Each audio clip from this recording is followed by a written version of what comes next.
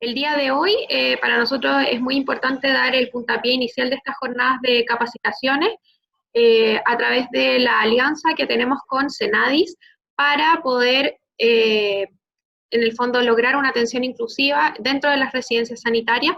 Así que hoy vamos a contar con la presencia de parte del equipo de Senadis, que nos va a hablar un poco de la atención inclusiva.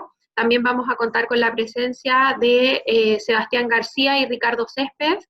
Ricardo Céspedes, que es enfermero del Hotel Radisson en la región metropolitana, que nos va a contar un poco la experiencia que ha sido de ellos, en el fondo, trabajar con pacientes con algún tipo de discapacidad.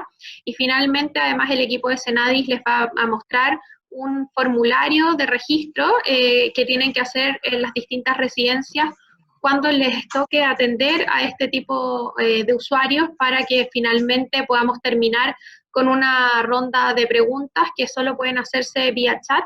La pueden hacer durante toda la jornada, ya que estamos en una modalidad tipo webinar, en donde lo más importante es que tengamos la exposición de los participantes y después la ronda de preguntas a través de los chats.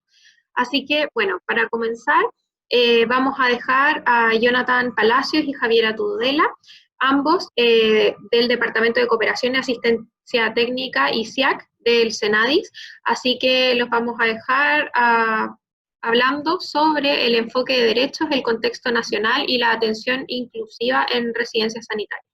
Muchas gracias. Perfecto, buenos días a todos y todas. Antes que nada, le dejo un saludo de la directora nacional de Senadis,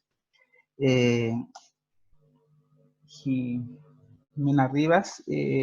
Tuvo un compromiso en la moneda con la ministra Rupilar, por ende, ella estaba planificada acá, digamos, dentro de este contexto, pero por razones de fuerza mayor y última hora tuvo que estar allá. Así que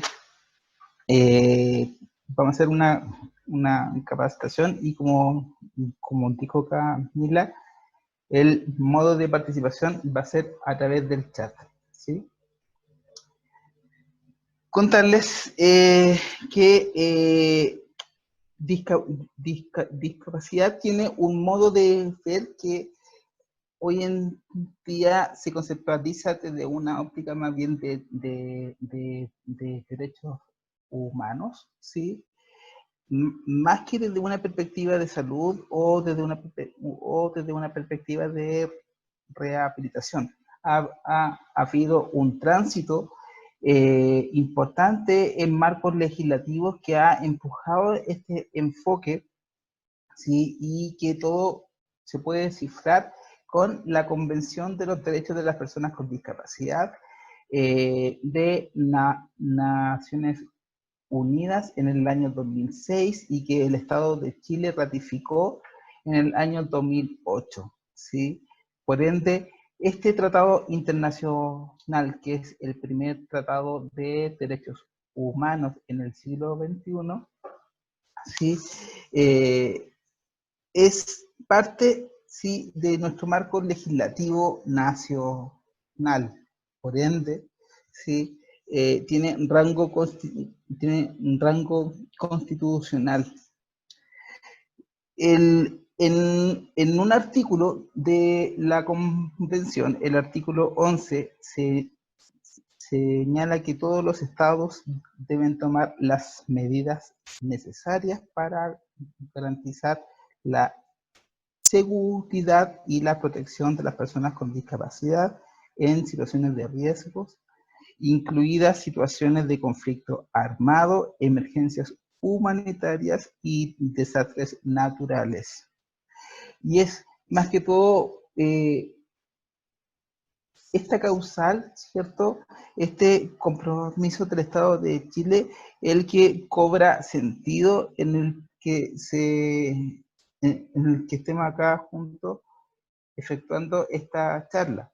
La respuesta del Estado de Chile a la Convención fue la Ley 20.422 del año 2010, la cual lo que va a hacer es establecer ciertos derechos particulares de las personas con discapacidad, aparte de los derechos generales, ¿cierto? Que les atañe en todo el marco jurídico.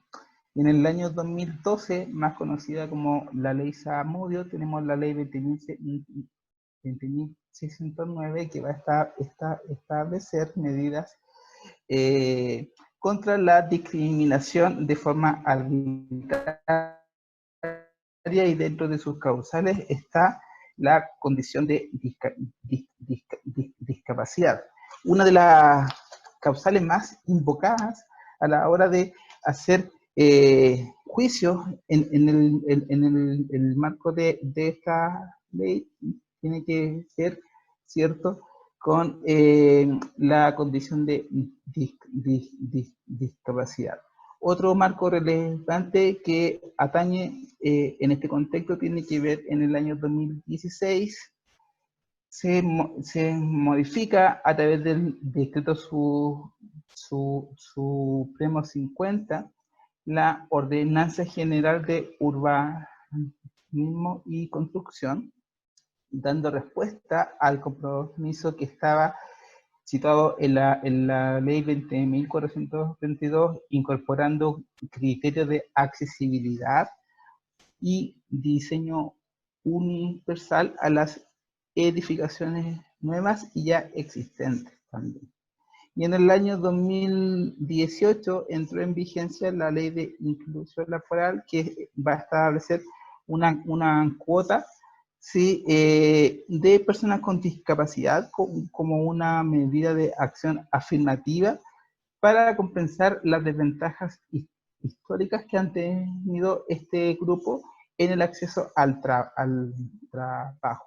Por ende, vemos que en los últimos 14 años, ¿sí?, se ha cambiado bastante el tema de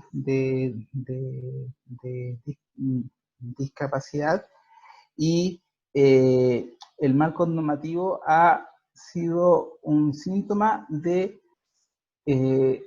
todo el movimiento social y el reconocimiento de este colectivo en igualdad de derechos y por ende una dignidad inherente. El propósito de la convención es que se pueda promover y proteger y asegurar el goce pleno en condiciones de igualdad de todos los derechos humanos y libertades fundamentales por parte de las personas con discapacidad, ¿sí? En su artículo 11 comprende toda la área de la vida de las personas con discapacidad, incluida, ¿cierto?, la protección de su acceso al nivel más alto posible de salud, sin discriminación, bienestar general y prevención de enfermedades infecciosas. Por ende, ellos no pueden ni deben, ¿cierto?, quedar fuera de todas las medidas de prevención y control dentro de la pandemia. Como les contaba, en la ley 20.422, que es la respuesta del Estado de Chile a la ratificación del instrumento internacional, ¿sí?, va a establecer principios y derechos particulares de esta comunidad. Y en esto es súper relevante, porque la presencia de una discapacidad, de acuerdo a esto, jamás debe limitar, o sea, jamás debe justificar una limitación al esfuerzo terapéutico o de cuidado, en este caso, que se pueda efectuar en relación a una persona con discapacidad en una residencia, ¿sí? Por efectos de tiempo, voy a nombrar algunos principios de la ley 20.422, pero esto es relevante dado que todo lo que se haga para las personas con discapacidad debe estar regido por estos principios. Y acá voy a destacar dos, más que todo. Uno tiene que ver con la vida independiente, donde toda persona, sin importar su situación de dependencia en el fondo, sí va a tener derecho a tomar decisiones respecto a su vida, ¿ya? Y eso es súper importante porque no es tan solamente un marco legal, sino que también tiene que ver con un principio que se debe llevar a la acción en todo el trato que se hace con las personas con discapacidad. Y el otro principio que les quiero contar tiene que ver con la accesibilidad universal, en torno a que todo lo que pase dentro de la residencia, los entornos, procesos, bienes, servicios, deberán ser comprensibles, utilizables y practicables por todas las personas de forma, de forma cómoda y segura de la manera más natural y autónoma por, posible. Y no es solamente que tenga que ver con el acceso a la residencia, una rampa, el baño, etcétera, sino que también tiene que ver con el trato, también tiene que ver con la entrega de información, también tiene que ver, ¿cierto?, con la utilización de todas las dependencias en el que estén. Contarle un poco de nuestro servicio, que es un servicio que depende del Ministerio de Desarrollo Social y Familia. Es un servicio concentrado en las 16 regiones del país y, y funcionalmente descentralizado, cuya misión es promover el derecho a la igualdad de oportunidades de las personas con discapacidad a través de la coordinación del accionar del Estado. Entrando ya en materia, ¿sí?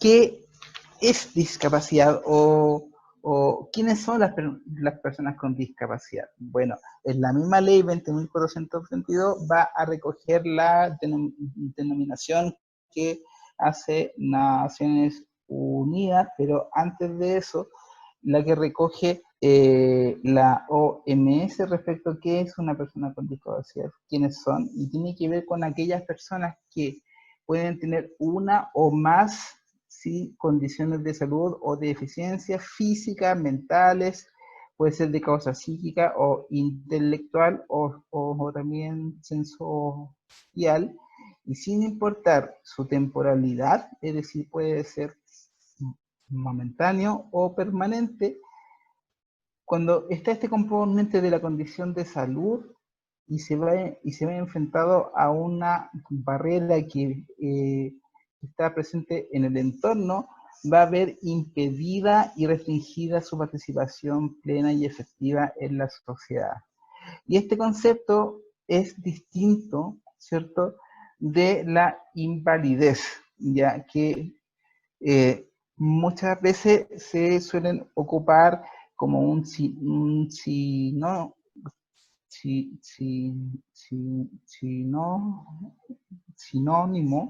pero son distintos. La invalidez tiene que ver con una situación previsional, ¿cierto?, en que las personas entre 18 y 64 años que tengan dificultades para ejercer un trabajo debido a su condición de salud y no se pueden pensionar por vejez, obtienen, ¿cierto?, esta condición previsional. Las condiciones de salud de las personas, más que todo, a nivel jurídico, pero también más bien a nivel académico, se suele utilizar una clasificación. ¿Sí? La clasificación va en discapacidades físicas que versa respecto a el compromiso con la movilidad de la persona para la realización de actividades propias, ¿sí?, en una situación que sea análoga, comparable en relación a edad, sexo, formación, etc. ¿Sí? Y acá puede ser discapacidades motoras también, ¿no? y discapacidad sensorial, donde hay un déficit visual, puede ser parcial o total, o auditivo, o de la comunicación también, que puede ser parcial o total, ¿sí? A su vez también de causa mental, una condición de salud mental, sí, que también se puede dividir en psíquica o intelectual, pueden ser ambas también, ¿cierto? Y que también esto es bien dinámico, ¿sí? Ahora bien, como para señalarle, esta es una división conceptual, ¿sí? Nosotros a través del último Estudio Nacional de la Discapacidad pudimos detectar que muy pocas personas con discapacidad, aproximadamente un 10%, tiene una pura condición de salud. Lo más frecuente es que tengan más de una. De hecho, el 70,8% de las personas con discapacidad tienen algún grado de pérdida de visión.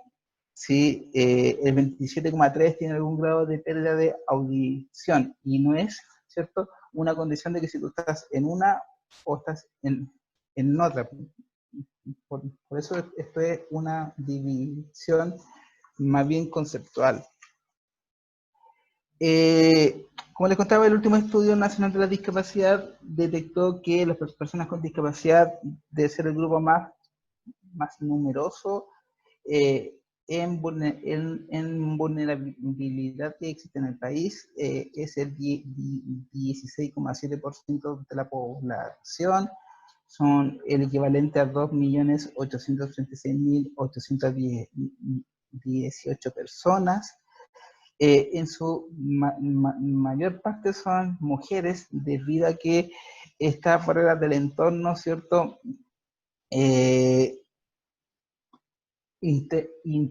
interactúan con otras barreras que también tienen otros colectivos de nuestro país, y va aumentando en función de los años también. La mayor parte de las personas con discapacidad tienen más de 60 años. Algunos conceptos claves que pueden manejar tienen que ver con temas de dependencia y autonomía, y es así como, por ejemplo, el concepto de cuidador. Ya es que este es quien presenta una asistencia permanente, ya, y que puede ser pagada o gratuita, puede ser un familiar o no, y que lo que va a ayudar, ¿cierto?, son con las actividades de la vida diaria, actividades básicas, puede ser también como caminar, asearse, vestirse, o también puede ser, puede ser actividades instrumentales, como por ejemplo hacer tarea, salir a la calle, hacer compras, etcétera. Por la situación social y política de la mujer en nuestro país, esto está mucho más ligado, ¿cierto?, a las mujeres, contando que casi un 74% son cuidadoras.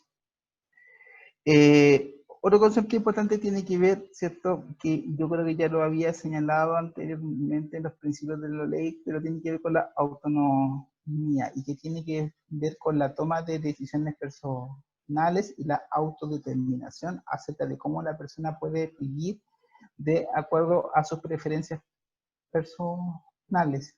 La autonomía no es excluyente de la dependencia. Una persona puede tener su cuidador, y puede tener una severa dificultad para realizar actividades de la vida diaria, actividades básicas o actividades instrumentales, pero la autonomía no se pierde por ello, ¿sí?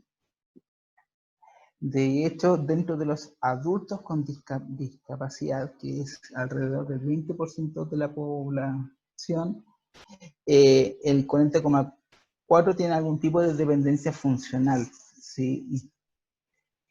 Otro Otro concepto importante tiene que ver con el de ayudas técnicas, en el cual son aquellos elementos o implementos que requieren las personas con discapacidad para prevenir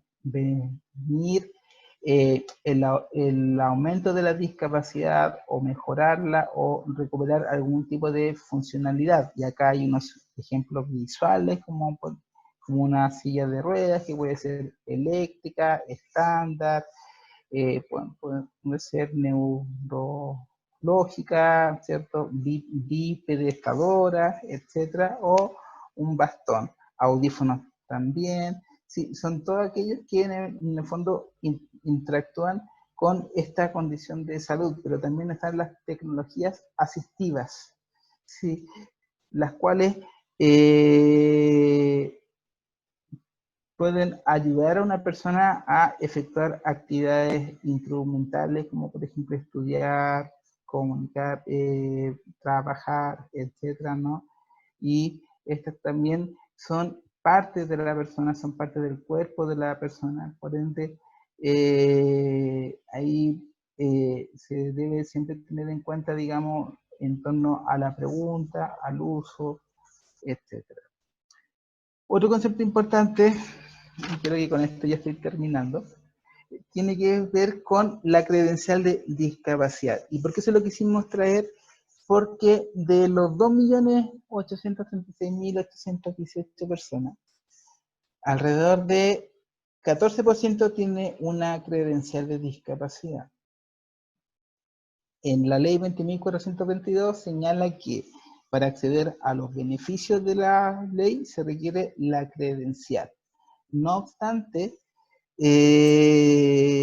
eso es para los beneficios, ¿sí? Como el uso de estacionamiento o acceder a una ley de cuotas, etc. Pero para el ejercicio de derechos no se necesita credencial de discapacidad. La persona nace con derechos, ¿sí? Y estos son inalienables. ¿Sí?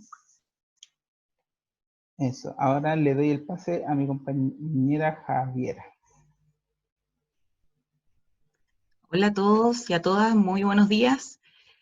Bueno, a partir de ahora vamos a abordar un tema que es sumamente importante y tiene relación con la atención inclusiva.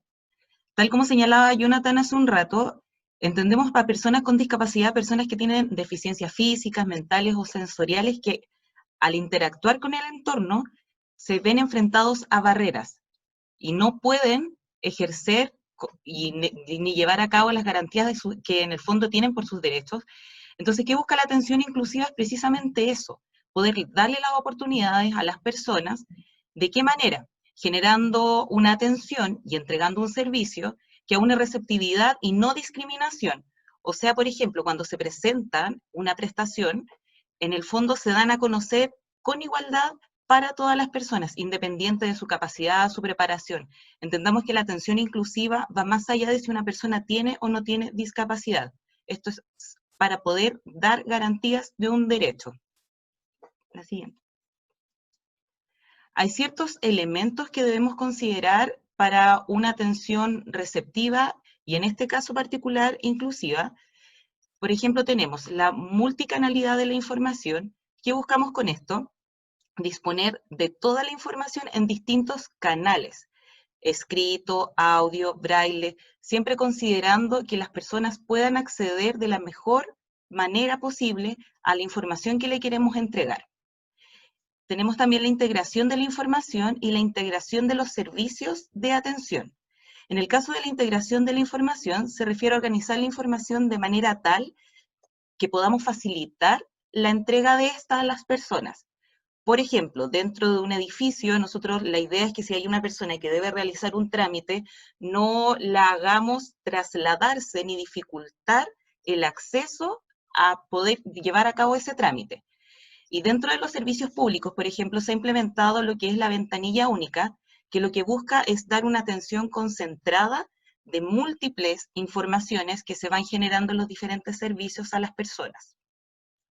La siguiente.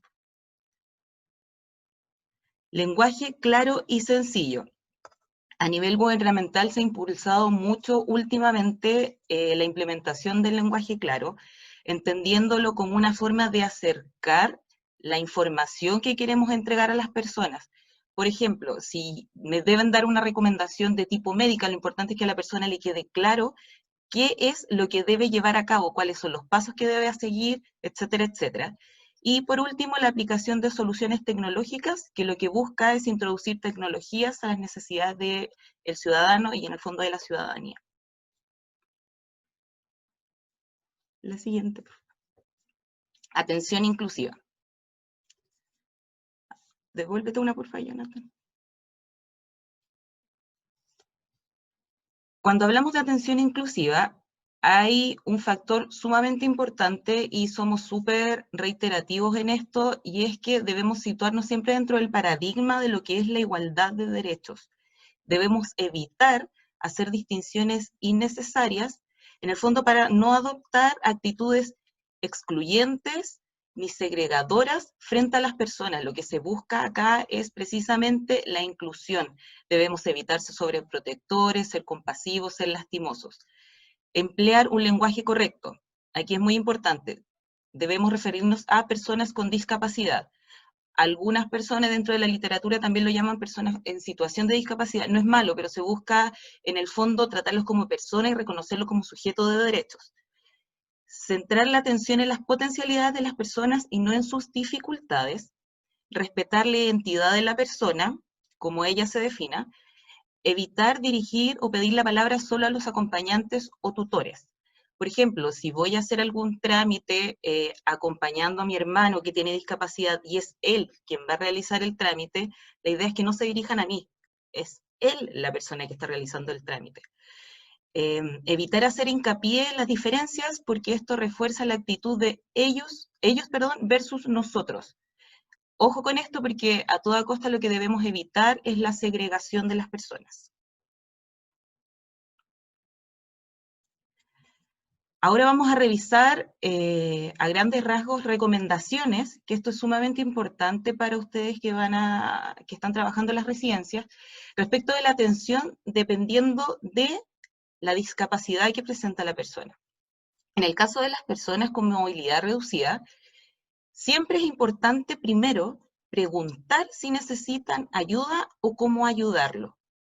En el caso de las personas, por ejemplo, con silla de ruedas, para poder tener una comunicación, una mejor comunicación, siempre es importante buscar estar a la altura de las personas. Por ejemplo, podemos sentarnos, inclinarlos, en algunos casos hay personas que se paran en cuclillas para poder tener un diálogo frente a frente. No mover la silla de ruedas, no tomar el brazo de alguien que camina con dificultad. Esto también es importante, la silla de ruedas es parte del espacio personal de la persona con discapacidad.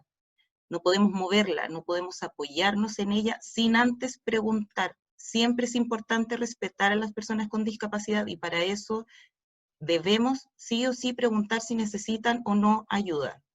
Evitar ser invasivo, y esto también es una recomendación, que los mesones de atención deberían estar adaptados a la altura de la persona en silla de ruedas. Por ejemplo, si ustedes deben recibir a alguna persona en silla de ruedas y no cuentan con un mesón como el que se ve en la imagen, pueden ocupar una silla para poder tener una buena comunicación con ellos. En el caso de las personas sordas o con hipoacusia, siempre es importante tener la cara bien iluminada. ¿Por qué este factor es sumamente importante? Porque muchos de ellos no se leen los labios al momento de generar algún tipo de conversación. Por eso se destaca que debemos hablarle de frente, modular con naturalidad. Hay muchas personas cuando hablan con personas sordas que empiezan a modular y eso lo que hace es dificultar la comunicación. Siempre debemos ser sumamente naturales. Preguntar también si entienden lo que estamos informando, para ver si es necesario repetir. Tal como se señala ahí, no diga que entiende, si no es así, la persona sorda no puede percibir que no está siendo comprendido. Tampoco debe alzar exageradamente la voz, a menos que alguien lo solicite. y los mensajes escritos facilitan la entrega del mensaje. Ustedes también en este caso pueden preguntarle a la persona si pueden escribir la información si es que hay algún problema de comunicación. Y lo otro también que es muy importante, y vamos a notar la diferencia en el caso de las personas ciegas, es que en el caso de las personas sordas, sí se puede gesticular. No hay problema con eso, no hay problema para indicar dónde, por ejemplo, se encuentra, dirijas hacia allá, vaya, no sé, hacia allí apuntando, no hay ningún inconveniente, porque efectivamente ellos sí nos van a poder ver y nos van a poder entender. La otra.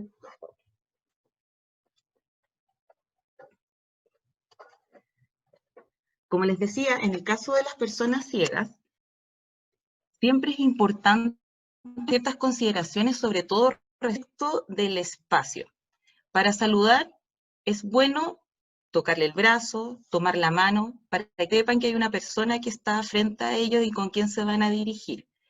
En ese sentido también es sumamente relevante identificarse, que sepan con quién se están comunicando, avisar a la persona cuando se ausenta y también indicarle las cosas que se están haciendo. Por ejemplo, si estoy atendiendo a una persona sorda, indicarle, ok, voy a llamar al departamento de asistencia técnica para que me pueda apoyar, voy a realizar su consulta, por favor espéreme, voy a buscar el documento.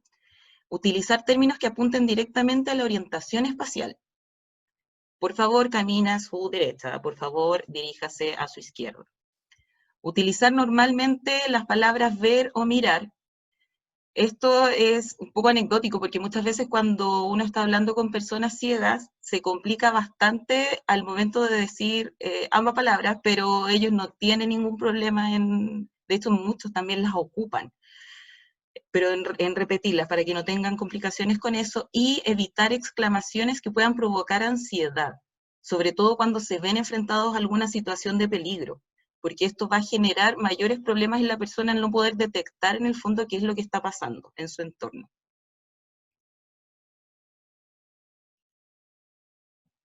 Uso correcto en discapacidad. La presentación se la vamos a dejar para que después ustedes, si es que no logran tomar apuntes, lo puedan tener. Como les señalaba en principio, el uso correcto es persona con discapacidad. Debemos evitar palabras como, por ejemplo, personas con capacidades diferentes. No son Superman, no son superhéroes. Y eso hay un video de Senadis que lo refleja bastante bien. No son personas diferentes, personas con necesidades especiales. Y aquí empiezan ya el uso de palabras más peyorativas, incapacitado, deficiente, enfermizo. Evitemos todo mal uso de palabras, por favor. Que tiene o presenta discapacidad es el uso correcto. Incorrecto, sufre discapacidad, padece discapacidad, es víctima de una discapacidad, está afectado por una discapacidad.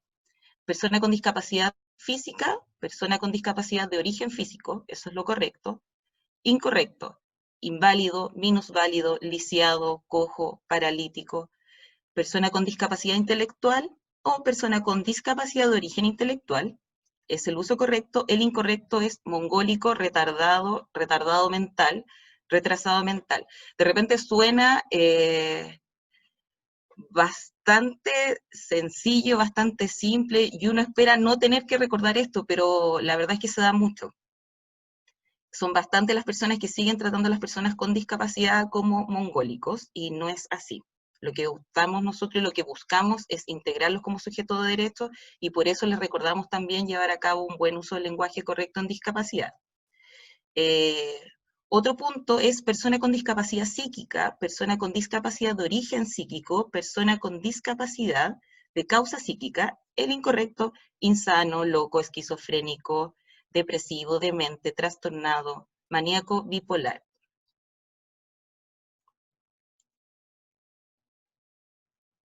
Respecto de las personas ciegas con discapacidad visual, discapacidad de origen visual, persona con baja visión, y aquí pasamos al uso incorrecto, que es no vidente, cieguito, invidente, el ciego. Persona sorda, persona con discapacidad auditiva, persona con discapacidad de origen auditivo, el uso correcto. Uso incorrecto, sordomudo, el sordo, sordito. Sordomudo, muchas personas hablan de las personas sordomudas, pero no las personas sordas son mudas. De hecho, es una habilidad en el fondo, una capacidad que no han desarrollado, el hablar en algunos casos, pero no es que sean personas mudas. El uso correcto, persona usuaria de silla de ruedas, persona que se traslada en silla de ruedas, relegado a silla de ruedas, confinado a una silla de ruedas del uso incorrecto, y las dos últimas, persona en situación de dependencia, es el uso correcto y el uso incorrecto postrado. Y aquí otro factor muy importante que se habla de lengua de señas. El uso incorrecto es lenguaje de señas porque cuando hablamos de lenguaje hablamos de algo hablante. Y en este caso nos estamos refiriendo a gestos.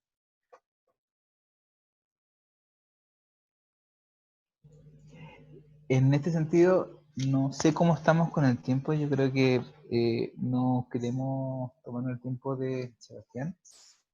Sí, sí, ya. Súper. Lo que pasa es que tenemos un pequeño video y también tenemos una consulta a través de Menti, ¿ya? Eh, ¿Te parece, Javiera, que vamos a Menti? ¿Sí? Sí, sí, Ya, vamos. perfecto. Lo que vamos a hacer,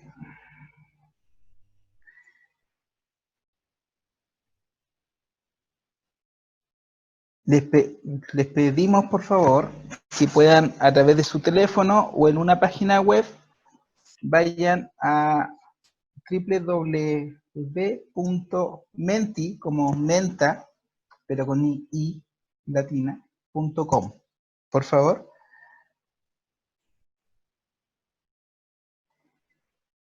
Y en esa, bueno, también está ahí el código QR, ¿ya? Pueden hacerlo a través de su teléfono o un sitio, ¿sí? Y ponen el código 452430-4, ¿sí? También por el chat le voy a colocar el link, ¿vale? El link por el chat. Y les pregunta cuál es la principal barrera / desafío de su residencia. Esto es anónimo, no se preocupe, responda con toda tranquilidad, pero es información que nos va a mostrar un poco la tendencia de esto, ¿ya? ¿Sí? Y no sé si se ve mi pantalla, era que yo estoy Sí. acostumbrado a Meet más que Zoom, entonces por eso, sí, ya. Sí,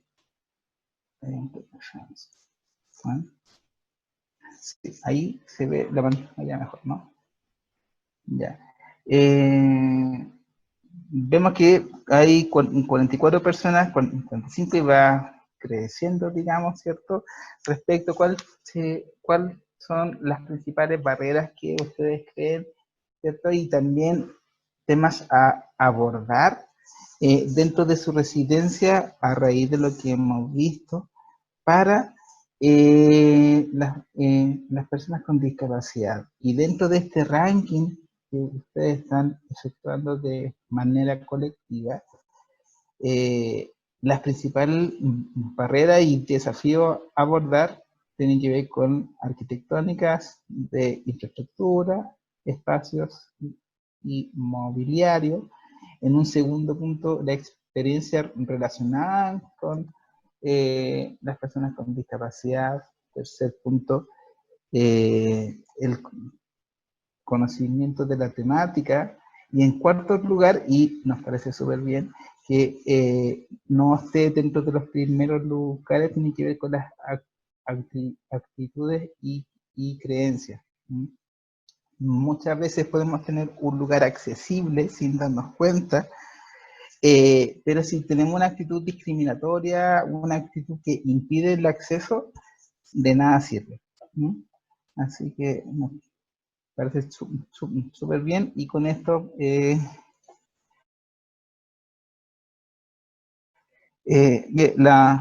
nuestra directora llegó, ¿sí? Entonces va a hablar. Yo voy a dejar de presentar para darle la palabra. Bueno, yo no les quiero quitar mucho tiempo, les agradezco, eso sí, la deferencia de haber podido esperar este rato, porque estábamos en una reunión aquí que nos citó la ministra, así que me tuve que demorar un poquito más. Yo, para no quitarles mucho tiempo, solamente quiero, por un lado, agradecer tremendamente al equipo que está liderando todo este trabajo con la residencia sanitaria. Como ustedes saben, ha sido un trabajo bien largo y no exento de dificultades, pero de coordinación entre nosotros como Senadi y ustedes como Ministerio de Salud, que la clave ha sido la disposición, la buena disposición que ha habido por trabajar juntos, por poder abordar de buena manera, en este caso, el ingreso de las personas con discapacidad a la residencia sanitaria. Y creo que en este trabajo que hemos estado haciendo juntos se ha podido graficar lo que nosotros decimos como cuál es el espíritu que tenemos o cuál es nuestro rol fundamental como servicio. Nuestro rol no es que todo lo que sea discapacidad lo tengamos que ver nosotros. Nosotros estamos como un servicio técnico para apoyar, para asegurarnos que las personas con discapacidad estén consideradas en todas las estrategias, políticas, programas, servicios que tenga el Estado, que son para todos los chilenos, tienen que estar también adaptadas, adecuadas para las personas con discapacidad. Creo que el ejemplo que se dio en la residencia sanitaria lo grafica muy bien, porque en el fondo era algo que a veces se pensó que a lo mejor no podían ingresar porque necesitan cosas que en la residencia no tienen, y en la práctica es hacer ajustes razonables, que los podemos trabajar juntos, los vamos a estar trabajando juntos, para que las personas puedan ingresar igual que cualquier otra, y claro, y si tienen alguna particularidad, algo más específico, evidentemente se les tiene que entregar a lo mejor en otro lugar, y eso es lo que se va a hacer. Y la clave en lo que estamos hoy día es que también ustedes como equipos de salud les toca atender a todas las personas, y lo que nosotros estamos buscando hoy día es apoyarlos con ciertas estrategias, con ciertos tips, con ciertas cosas básicas de cómo relacionarse con las personas con discapacidad y con sus familias, porque muchas veces es simplemente la manera de hablarles, la manera de relacionarnos con ellos, el conocer esto lo que va permitiendo es que el trabajo que ustedes tienen que hacer y que saben hacer, que fue para lo que se prepararon, lo puedan hacer tranquilos, porque lo que nos pasa solamente cuando la gente no conoce la discapacidad o no ha tenido la oportunidad de relacionarse con personas con distintos tipos de discapacidades, se mete una variable adicional que es como el temor, el susto de que no sé cómo le hago, me estará entendiendo, no me estará entendiendo. Entonces, todo ese temor a la larga se traduce en una dificultad de realizar el trabajo tranquilo y con confianza. Y también se genera este temor por el lado de la persona con discapacidad o su cuidador, de sentir que me están discriminando, no me entienden, o me están tratando distinto al resto, y eso puede ser perjudicial para mi tratamiento. Entonces yo creo que acá la clave es que sigamos trabajando juntos, que sigamos apoyándonos mutuamente en lo que cada uno sabe hacer, y que ojalá, bueno, esta capacitación que estamos haciendo hoy día sea muy provechosa para todos ustedes. Lo que busca es entregarles, como les decía, estos tips, esta estrategia, que les va a servir no solamente ahora les va a servir efectivamente en su trabajo en la residencia sanitaria, pero yo siempre digo que trabajar en discapacidad es un poquito evangelizar, dicho de una manera positiva, porque en el fondo lo que uno va aprendiendo, lo que uno va implementando a lo mejor en esta emergencia, a la larga va a quedar para siempre. Cuando cada uno de ustedes siga después otros caminos y vaya trabajando en otros rubros, en otros ámbitos, o en su vida diaria, cuando se vayan encontrando con personas con discapacidad, se van a ir dando cuenta que todas estas cosas se aplican a la vida diaria, al común, a lo que es relacionarse con personas con discapacidad en cualquier ámbito de la vida. Y eso es lo que nos va convirtiendo a la larga en una sociedad mucho más inclusiva, porque en el fondo es reconocer al otro con todos sus derechos, conocer sus diferencias y aprender a cómo me manejo, cómo me relaciono con ellos, como con cualquier otra persona, y eso evidentemente nos va a servir para hacer el trabajo, pero también nos va a servir para desenvolvernos después en cualquier ámbito de la vida. Así que nada, por agradecer la disposición que han tenido ustedes por estar acá, más de 400 personas, creo que es destacable. Y sepan que, bueno, este es el inicio, pero evidentemente vamos a seguir trabajando juntos. Nuestras direcciones regionales a lo largo de todo el país están ahí siempre dispuestas para apoyar, orientar y resolver juntos los problemas. El único fin último es que las personas con discapacidad accedan en igualdad de condiciones que todas las demás a todas las prestaciones y los servicios que estamos entregando como Estado, así que cuentan con nosotros para siempre, para cualquier otra problemática que pudiera surgir. Acá estamos y bueno, que hoy día sea, como les dije, lo más provechoso posible y ojalá este tipo de acciones después los podamos repetir cada vez que sean necesarias y que necesiten de nosotros. Muchas gracias. Muchas gracias, Jimena, por tus palabras. La verdad es que es un honor contar con tu presencia y para darle continuidad a la segunda parte de la capacitación le vamos a dar la bienvenida en primera instancia a Sebastián García, que es el coordinador de la Unidad de Gestión de Residencia Sanitaria, un poco como la gestión de camas que llevamos desde nivel central, y también al enfermero coordinador clínico del Hotel Radisson, que es como nuestro pionero en cuanto a inclusión de pacientes o personas que han tenido alguna discapacidad asociada además a la patología COVID en esta estrategia, y nos van a contar un poco la experiencia que ha sido para que también probablemente la podamos replicar en todas las residencias que se puedan a nivel país. Así que les damos la bienvenida a ambos para que compartan su experiencia con nosotros. Hola, ¿cómo están? Muy buenos días. Muchas gracias, Camila, por la presentación. Además de la coordinación de la Unidad de Gestión de Residencias Sanitarias, también soy uno de los macrozonas de la región metropolitana, junto a Catalina González y Paulina Guajardo. A continuación voy a compartir la presentación que tenemos para realizar junto a Ricardo, en el cual es un caso clínico que dio la casualidad de que justo, y también fue la primera interacción que tuvimos, en un caso que fue de alta complejidad, el cual nos permitió tener distintas experiencias en conjunto.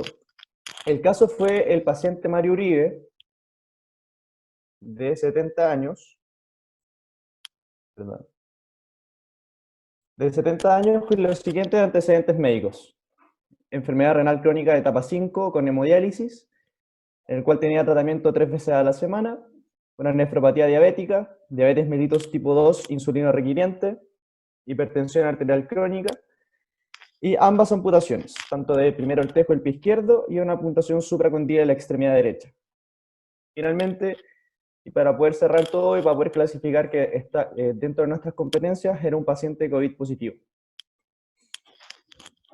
El motivo de derivación era que este paciente no contaba con red de apoyo y además vivía con su hermana, quien también es una adulta mayor, con patologías cardiovasculares, y por a veces motivos no se podía hacer cargo de este mismo paciente.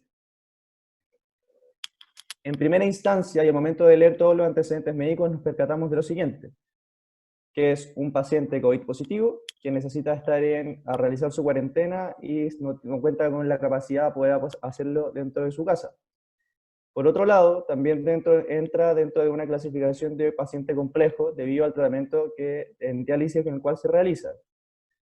Por otro lado, es un paciente que presenta múltiples patologías con uso de varios medicamentos, y por el consiguiente, y nuestra principal articulación con Senadis, fue que el paciente se encontraba en situación de discapacidad, y en la ficha no se consigna, pero nosotros también tenemos la sospecha de que su autovalencia está indeterminada. Previamente a la articulación con Senadis, para evaluar y poder hacer uso tanto de un cuidador o de alguna otra artilugio para que este paciente pueda ingresar a una residencia, nosotros debemos asegurar respecto a su patología y a su tratamiento de diálisis. Para esto hay que asegurar alrededor de 6 puntos. El primero es el traslado de este paciente de forma óptima, oportuna y eficaz a una residencia sanitaria, acorde a las condiciones las cuales él presentaba. Por otro lado, asegurar también el traslado desde la residencia hacia su centro de diálisis y desde el centro de diálisis de vuelta a la residencia según la frecuencia de tratamiento.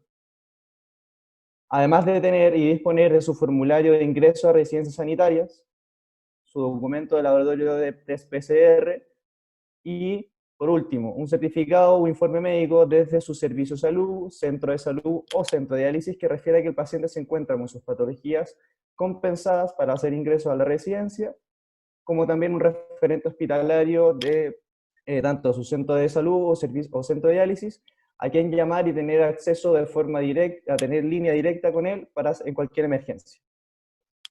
Una vez que se recopiló y se aseguró que todo lo anterior estaba asegurado, se presenta el caso clínico a Cenadis, a Francisca Jiménez y Cristina Tar. Afortunadamente, y en menos de 24 horas, pudimos articular un cuidador individual para don Mario Uribe. Y cedo la palabra a Ricardo Céspedes. Buenos días a todos los participantes y agradecer primeramente la confianza que ha depositado en nosotros tanto el Servicio de Salud de Ceremi como Cenadis, y contarles nuestra experiencia con don Mario Uribe. El Hotel Radisson, como residencia sanitaria, cuenta con una infraestructura en la cual nosotros podemos utilizar para este tipo de pacientes y así poder darle de mayor forma más eficaz la atención de los pacientes que sufren una discapacidad.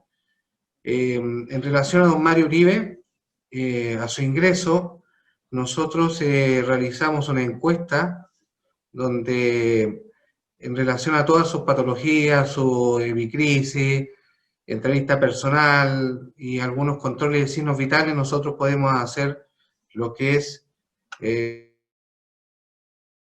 la ficha clínica de ingreso para así poder hacer un plan de atención de enfermería más integral para que el paciente se sienta no solamente bien recibido, sino que también valorado en todos sus aspectos. No sé si Sebastián puede avanzar la presentación.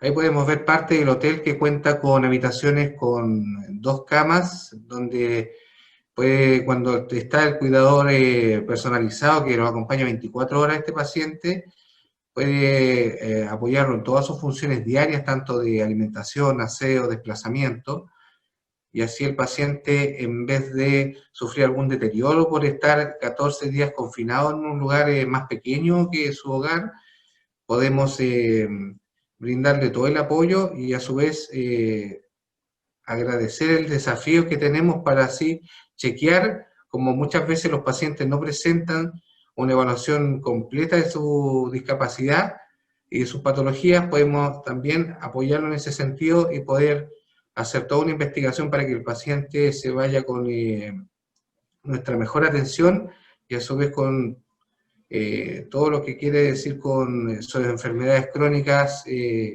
regularizadas, y si quiere un apoyo extra, también manifestarlo en su hoja clínica del alta. Próxima, por favor. En relación al plan de atención de enfermería, lo realizamos en base a la entrevista inicial, que nos permite hacer junto a nuestro equipo multidisciplinario que contamos en la residencia, equipo médico, kinesiólogos y enfermeros, para hacer así una historia de trabajo para que nuestro paciente podamos así tener la frecuencia de visitas, la cantidad de medicamentos que hay que regularizar, porque muchas veces estos pacientes cuentan con medicamentos, pero como tienen una baja red de apoyo, ellos no tienen una regularidad en sus tratamientos. Esto también nos permite hacer un plan de atención frente a emergencias, caídas o cualquier otra emergencia que se presente en la residencia sanitaria para saber cómo hacer una mejor evacuación en relación a la infraestructura que cuenta la residencia. Próximo, por favor. El test de análisis inicial que hacemos con los pacientes es la escala de Glasgow, juicio, lenguaje, visual, auditivo, si presenta algún movimiento involuntario y el nivel de actividad que presenta el paciente para determinar el nivel de discapacidad que sufre. Si presenta alguna disminución en su motora a nivel superior o inferior, entonces eso nos permite también saber si aparte de la discapacidad que trae inicialmente, está presentando o presenta alguna otra discapacidad que puede ser física, sensorial o mental. Siguiente. Dentro de los controles de signos vitales principales a todos los pacientes, no solamente los pacientes que sufren la discapacidad, tenemos el control de temperatura, que es propia de la enfermedad que se está tratando hoy en día, control de presión arterial, control de frecuencia cardíaca, control de frecuencia respiratoria, la saturación de oxígeno y el test de glicemia. Una vez que el paciente lo hemos tratado durante toda su cuarentena con el equipo multidisciplinario, al momento del alta no solamente nos preocupamos que el paciente se vaya sin sintomatología asociada al COVID, sino que también donde vaya a ser recibido por parte de los familiares o por parte de alguna institución, sea el lugar apropiado para recibirlo.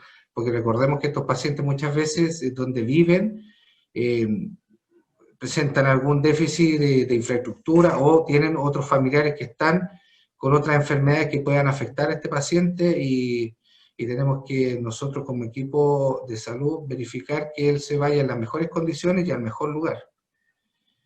Acompaña la alta médica una epicrisis donde se hace un resumen de cómo fue su estadía con nosotros durante su cuarentena y el certificado de la cuarentena cumplida, como todos los pacientes que cumplen una cuarentena acá en la residencia sanitaria, y indicaciones al alta, que incluso puede conllevar derivaciones a otros especialistas que hayan sido por alguna patología detectada durante su cuarentena. Antes de finalizar, quiero agradecer la confianza que ha tenido todo el equipo para con nosotros y decir nada más que estos desafíos los agradecemos, los aceptamos y esperamos poder dar la mejor atención a nuestros pacientes para que el derecho a la atención oportuna y de calidad sea efectivamente para todos los chilenos. Muchas gracias.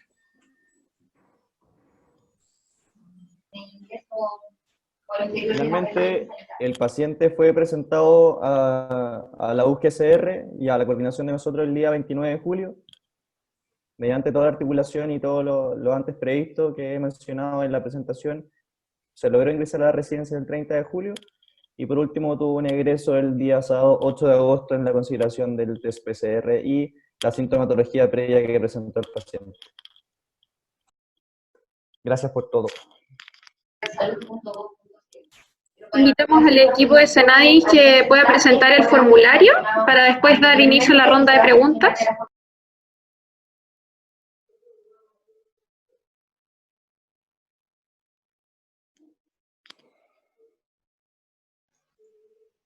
Perfecto, acá Javiera va a presentar. Bueno, aquí tenemos el formulario. La idea del siguiente formulario, en el fondo, cuando registremos a personas con discapacidad, es para fines estadísticos y poder evaluar, en el fondo, las condiciones también en las cuales están accediendo las personas y quiénes son las personas que están accediendo. Es un formulario sumamente simple, incluye datos generales como nombre, texto, apellidos, RUT, edad, sexo, comuna, región, teléfono, correo electrónico, antecedentes generales, de datos personales de cualquier persona, y aquí hay un factor sumamente importante y tiene relación con si tiene registro nacional de discapacidad. Si tiene o no tiene el Registro Nacional de Discapacidad, eso no va a influir en que la persona pueda ingresar a la residencia. En el caso de la siguiente pregunta, referida al tipo de discapacidad, si es física, auditiva, visual, mental o intelectual, si la persona señaló que no tiene Registro Nacional de Discapacidad, en este caso deben registrar lo que la persona indique como discapacidad. Como decía Jonathan hace un rato, el porcentaje de personas que están en el registro y que cuentan con credencial de discapacidad es muy bajo. Por lo tanto, aquí es solamente con lo que señalen e indiquen las personas que ingresen a la residencia. Si ingresa acompañado por un cuidador, el nombre de la residencia y la fecha de ingreso.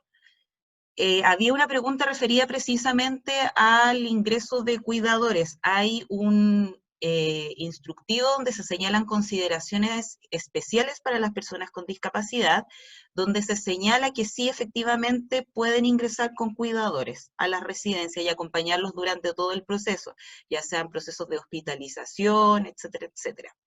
Pero como les señalaba en un principio, el formulario es muy sencillo, incluye en general datos personales, pero las particularidades para las personas con discapacidad tienen relación con tener el Registro Nacional de Discapacidad, ingresar el tipo de discapacidad. Ojo con esto porque aparece en el Registro Nacional de Discapacidad, así que si lo tienen es mucho más sencillo, y se ingresa con cuidador, en la residencia sanitaria a la que pertenece y la fecha de ingreso. Eso en líneas generales, Camila. Jonathan, no sé si... Ahora podemos contestar con consultas. Sí, la verdad es que tenemos algunas preguntas desde los participantes. ¿Se escucha bien? Ya. Sí, es que estoy con otra persona atrás también en una reunión, así que está un poco difícil. No te preocupes. Si quieres puedo leer yo algunas. Sí. Algunas preguntas es, la primera para ustedes, ¿por qué no se debe referir, nombrar a la persona que está en situación de discapacidad, ya que no siempre quizás están en esta situación? Al decir que son discapacitados se asume que es algo permanente. ¿Nos aclaran esta duda, dice?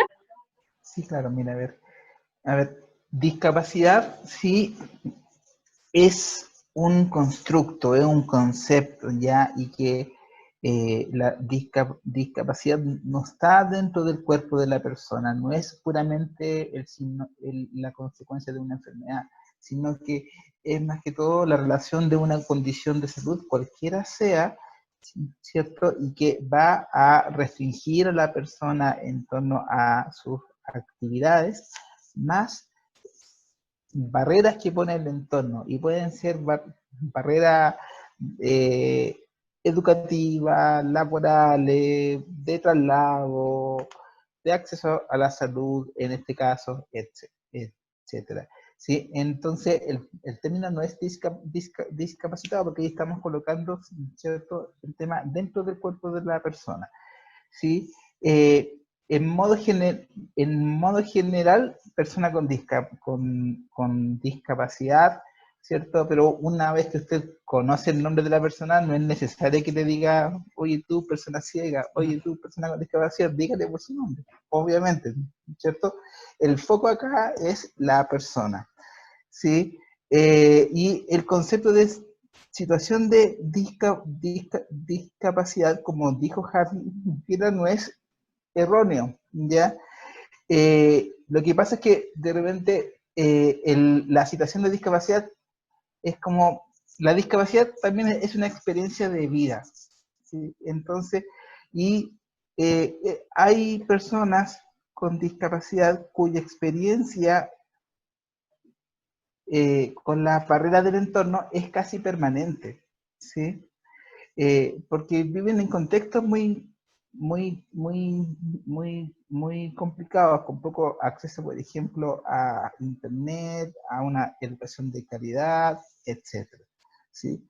Y fue un concepto, bueno, y el término persona con discapacidad fue acuñado por las propias personas, ¿sí? Con discapacidad en la Convención de los Derechos de las Personas con Discapacidad. Entonces tiene ese valor, ¿sí?, histórico, que me parece que es súper importante rescatar.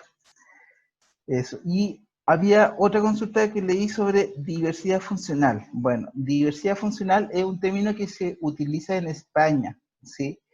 No es un término que tenga mucha difusión o uso en Chile, pero tiene que ver con la diversidad de funcionamiento de los cuerpos, ¿sí? En torno a una norma estadística, ¿sí? Respecto a cómo estos se deben desempeñar.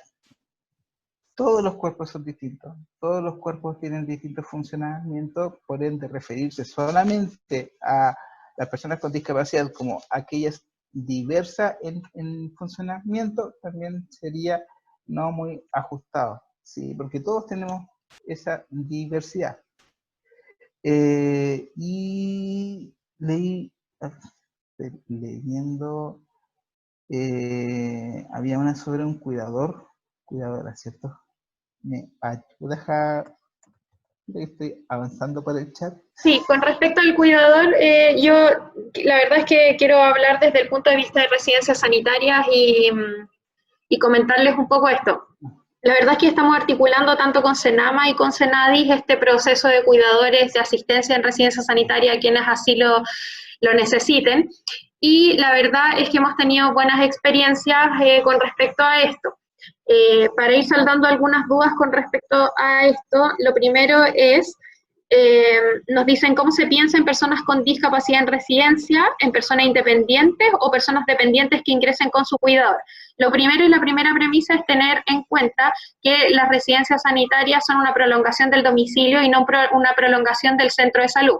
O sea, lo primero que estamos pensando al hablar en este grupo y también otros grupos vulnerables, como por ejemplo el adulto mayor, es tener efectivamente residencias dotadas primero con los recursos humanos y segundo con la infraestructura necesaria para permitir la asistencia de un cuidador en los casos que así lo requieren, ¿ya? Hemos articulado algunos casos, tanto con Senadis como con Senama, en donde se ha instalado un cuidador y esos casos no lo define finalmente el equipo de salud de la residencia sanitaria en primera instancia, sino que el equipo coordinador, que es quien acepta o recibe a estos usuarios, ya que finalmente tienen que pasar por un proceso de criterios de inclusión y exclusión correctamente a la residencia para saber cómo lo vamos a enfrentar, si necesita un cuidador independiente, si necesita un cuidador grupal y este sistema en el fondo complementario. Para esto varias cosas es importante mencionar.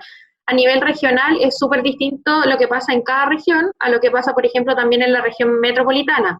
Muchas veces en regiones más extremas, sobre todo, por ejemplo, en una visita que estuvimos en el norte, específicamente en Atacama, nos dimos cuenta que finalmente tenemos pocos dispositivos destinados para este tipo de usuarios y otros también.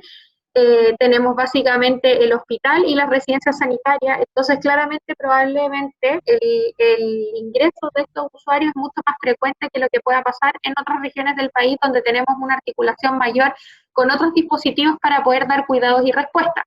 Sin embargo, claramente las residencias sanitarias es un programa que buscan en primer lugar atender personas que cumplan con un criterio epidemiológico establecido en las orientaciones técnicas de las residencias, y la primera premisa de aceptación en el fondo tiene que ver con lo que es ser una persona con algunas características como es estado de sospecha, estado de COVID positivo o contacto estrecho de alguna otra persona que presente la enfermedad.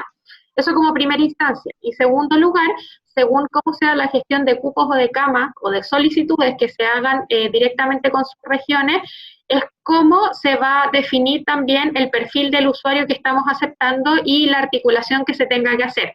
Por lo tanto, los funcionarios de la residencia sanitaria no son los que tienen que tener contacto directo en este caso con Senadis o Senama, sino que es el equipo coordinador de residencias sanitarias de cada CEREMI, quienes al pesquisar un caso de riesgo van a ver la posibilidad con Senadis o Senama según sea el usuario perteneciente un poco al grupo, que muchas veces son mixtos, en el fondo quién va a poner un cuidador y de qué manera lo vamos a articular.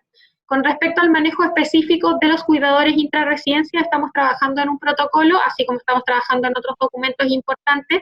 Va a salir un protocolo de personas con discapacidad desde el nivel central, que ha sido articulado desde el Ministerio, en el fondo, y también revisado por el equipo de Senadis, que se asesoran mutuamente en esto. Así que va a salir un protocolo de manejo de personas con discapacidad, va a salir otro protocolo, por ejemplo, de embarazadas, va a salir otro protocolo de personas adultas mayores, y también dentro del de personas mayores, estamos pensando en incluir este protocolo que estamos haciendo rápidamente sobre el manejo de los cuidadores. Básicamente los cuidadores estamos pensando en que sean turnos rotativos de 12 horas, que estén permanentemente en la habitación, acompañando al paciente si es que así lo requiere, porque también podemos tener casos en donde un cuidador se establezca por 2 o 3 adultos o personas con algún grado de discapacidad según sea el real requerimiento.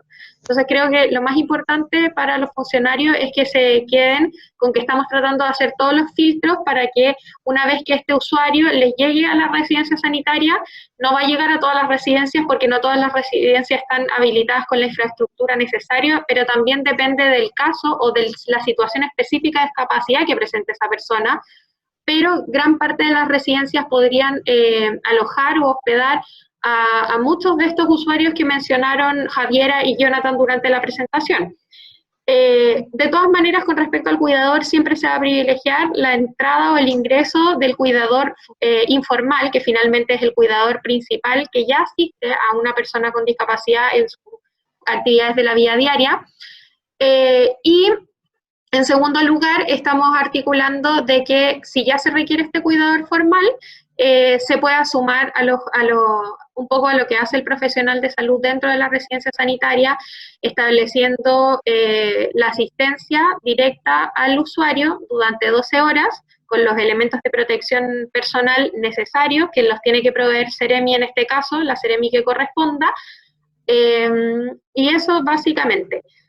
Dicen, por ejemplo, también tiene una habitación habilitada para el acceso de personas con discapacidad. Mantenemos esa habitación exclusivamente para este tipo de usuarios porque a veces es la única habitación disponible y los usuarios que ingresan no sufren de discapacidad.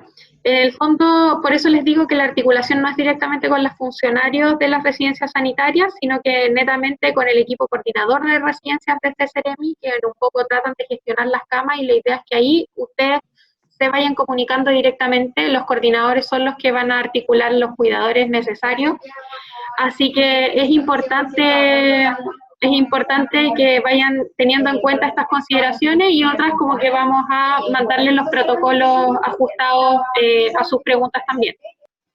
Camila, respecto del formulario también, aclarar que la importancia del formulario también se basa en el hecho de que va a servir para calificar el ingreso de la persona y si es necesario el apoyo de un cuidador. El formulario va a ser creado en Google Forms, le vamos a enviar el enlace y además les vamos a enviar el documento para que lo puedan tener, lo puedan imprimir y lo puedan tener ustedes. Sí, con respecto al periodo de aislamiento que debe cumplir el cuidador, si es el mismo que el paciente con discapacidad, en el fondo si tú asumes que un cuidador va a estar 24/7, el mismo cuidador los 14 días claramente tendríamos que empezar a hablar del tema de su aislamiento y también de su periodo de cuarentena en el fondo, por ser contacto estrecho. Sin embargo, la articulación está siendo diferente, queremos que en el fondo el cuidador esté solo 12 horas como lo hacen ustedes en sus turnos habituales, bueno, no, a veces lo hacen de 24, pero están con todos los elementos de protección necesaria. Entonces la primera pregunta es evaluar si el usuario realmente requiere la presencia del cuidador las 12 o 24/7 en el fondo dentro de la residencia, o si efectivamente el cuidador puede tomar estos descansos para almorzar, alternarse con el personal de salud. Entonces la invitación es que los profesionales de salud hagan una educación primero al cuidador sobre el respecto a sus protocolos, el manejo de elementos de protección personal, cómo alternar los descansos con ellos. Y yo creo que ahí es sumamente importante que todos ustedes como funcionarios pongan en práctica el rol de educación y también de incorporación de estos cuidadores como parte de un servicio general que queremos finalmente prestar a los usuarios dentro de una residencia sanitaria.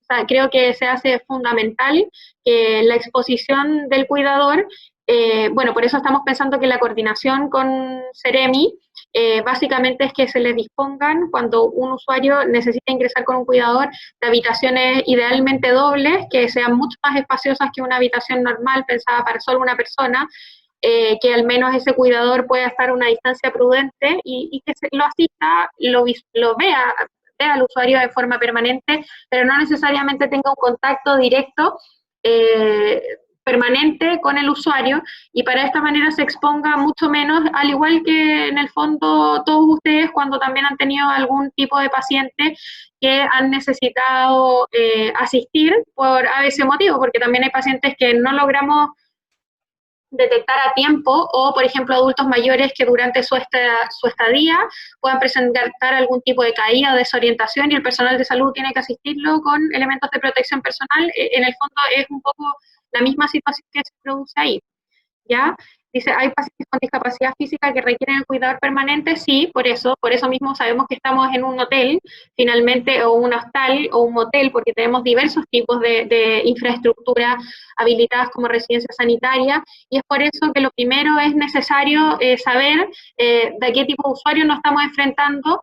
De todas maneras, no vamos a aceptar probablemente a usuarios con alguna discapacidad severa, porque para eso Senadis tiene articulado otros dispositivos de apoyo para esto, pero sí aquellos pacientes que tengan algún grado de discapacidad leve o moderada, que los podamos incorporar con cuidadores y ahí definir si el cuidador necesita ser permanente. En el fondo, en la permanencia sí va a tener periodos de descanso de igual forma, al igual que ustedes, o sea, va a estar dentro de la habitación, pero puede salir a almorzar, y ahí puede hacer un trabajo colaborativo con el técnico paramédico, con la enfermera de turno.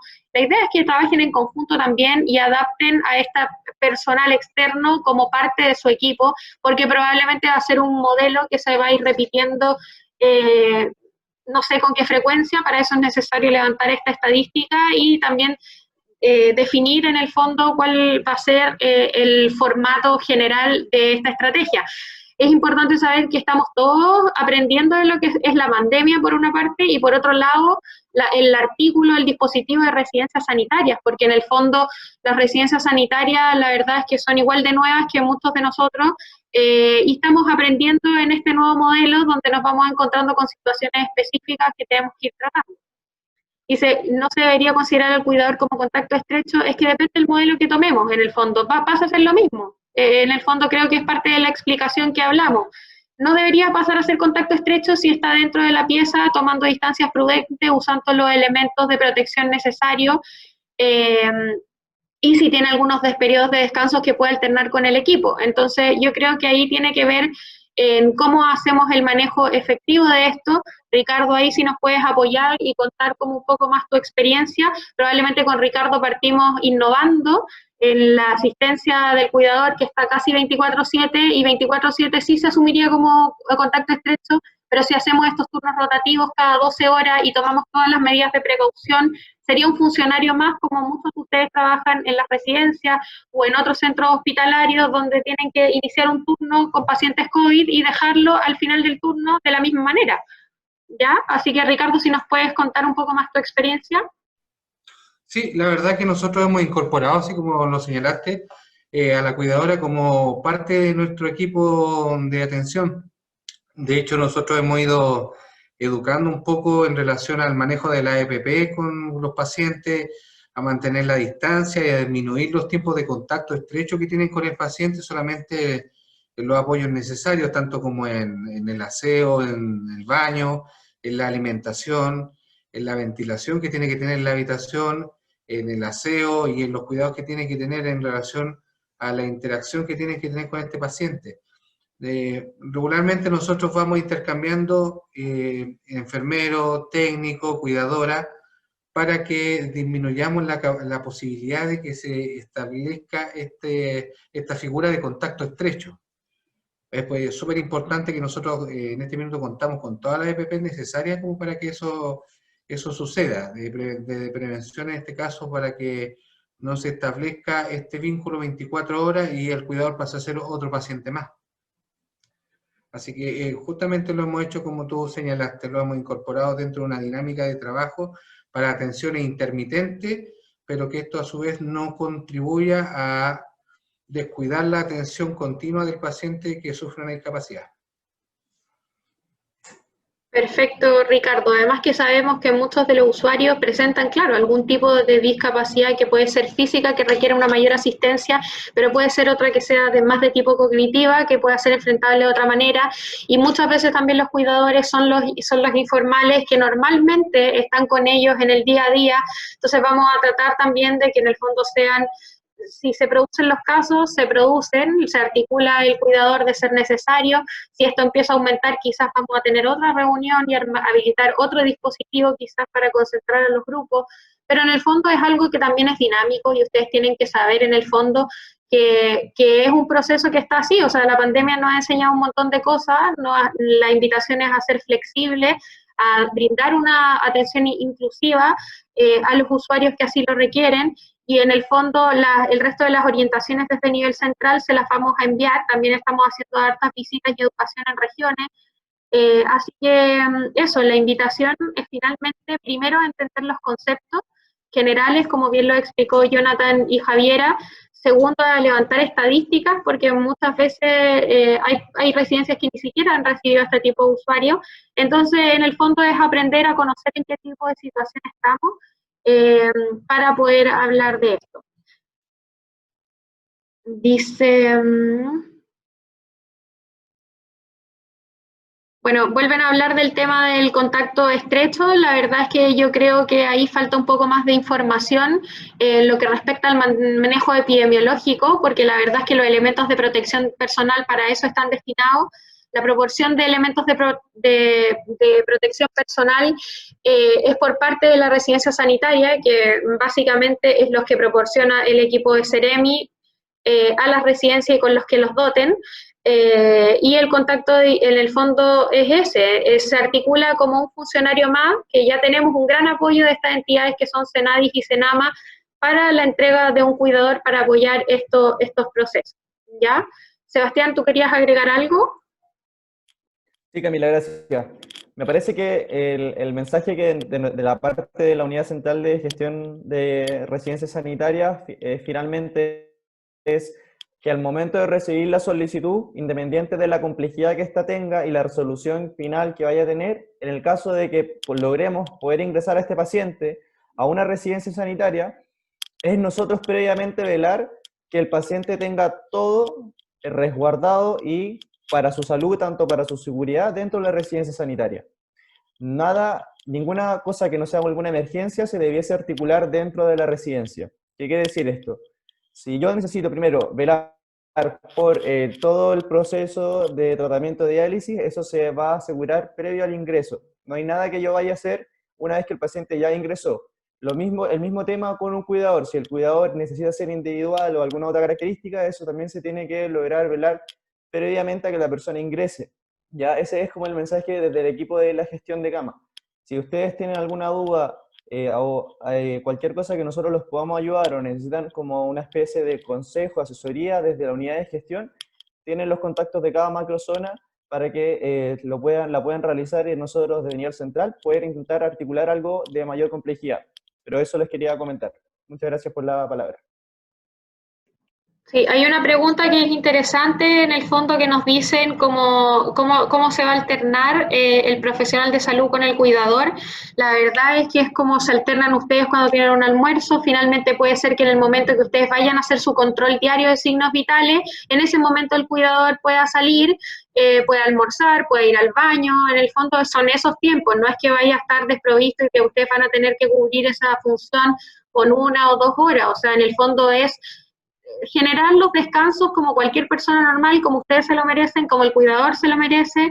En el fondo es articular según la situación. Yo creo que la verdad es que eso tiene que ver un poco con lo que es la organización dentro de cada residencia, cómo incorporan ustedes al cuidador como una parte más de su equipo y como un aliado finalmente en que el usuario tenga una mejor estadía dentro de una residencia sanitaria. Tenemos que pensar que a los usuarios que estamos aceptando, o sea, porque vienen a una residencia sanitaria es porque probablemente no cuentan con las condiciones sociosanitarias para hacer un aislamiento efectivo. Entonces, no perdamos en cuenta cuál es el foco de nuestro ingreso a las residencias sanitarias, no perdamos el tiempo pensando en quién le da o no el elemento de protección personal y trabajemos todos como un equipo humano, organizado, que en el fondo quiera hacer una atención inclusiva a y todos los usuarios que los necesiten. La residencia sanitaria está articulada para brindar la atención que queremos darle oportuna, de calidad, sin perder la humanización en la atención a los distintos usuarios, porque ellos están acá en una situación de riesgo, probablemente muchos de ellos en situaciones de vulnerabilidad, y lo importante es que finalmente el mensaje es invitarlo a evaluar este tipo de situaciones, a avanzar en estas temáticas que son tan importantes para el país y sobre todo a formarnos y a capacitarnos continuamente. Así que la próxima semana probablemente estamos haciendo una organización desde nivel central también con el equipo de infección intrahospitalaria para educarlos sobre el correcto uso de los elementos de protección personal en las residencias sanitarias, para aclarar algunos mitos de algunos elementos que están siendo sobreutilizados en muchas residencias y otros que necesitan incorporar dentro de su práctica diaria. También vamos a generar otros bloques de capacitaciones con respecto al botiquín de medicamentos, también con respecto al manejo de los cuidadores cuando tengamos este protocolo listo, que ojalá saliera la próxima semana, estamos apurándonos para eso.